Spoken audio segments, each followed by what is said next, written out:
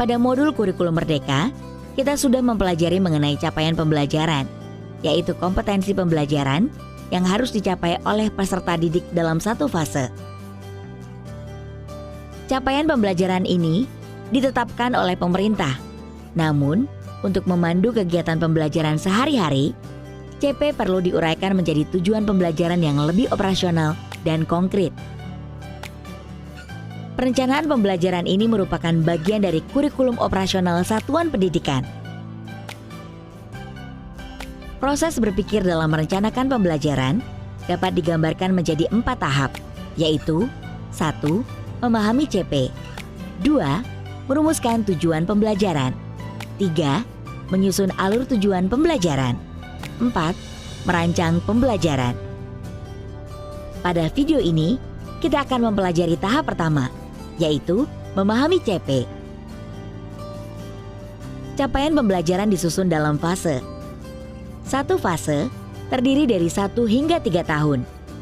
Jadi, fase tidak sama dengan kelas.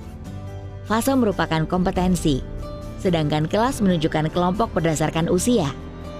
Oleh karena itu, dalam merencanakan pembelajaran untuk satu fase, pendidik hendaknya melakukan kolaborasi dan komunikasi dengan rekan pendidik yang sama-sama mengajar pada satu fase yang sama.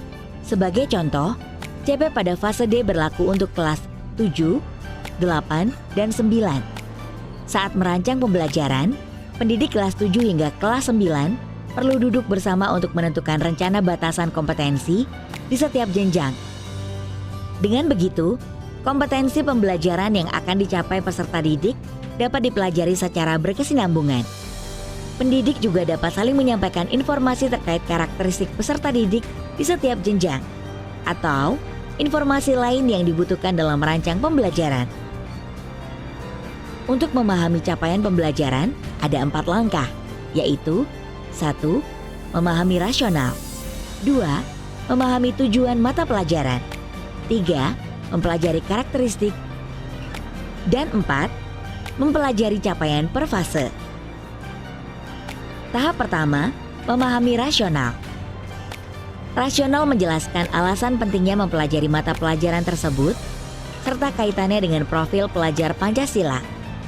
Untuk membantu memahami bagian ini, kita dapat menggunakan pertanyaan pemantik seperti berikut.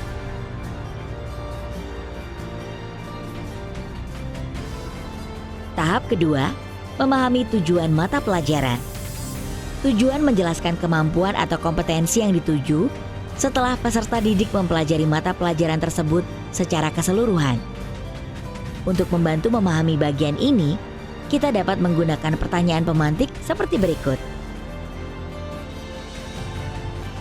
Ketiga, mempelajari karakteristik. Bagian karakteristik menjelaskan apa yang dipelajari dalam mata pelajaran tersebut, serta elemen-elemen yang membentuk mata pelajaran. Untuk membantu memahami bagian ini, kita dapat menggunakan pertanyaan pemantik seperti berikut. Terakhir, mempelajari capaian per fase. Bagian ini berisi kompetensi yang harus dicapai dalam satu fase.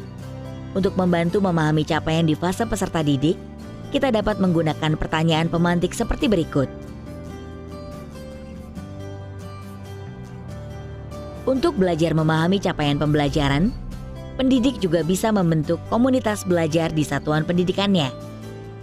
Bergabung dengan komunitas belajar yang sudah ada, atau belajar dari contoh-contoh CP pada mata pelajaran lain.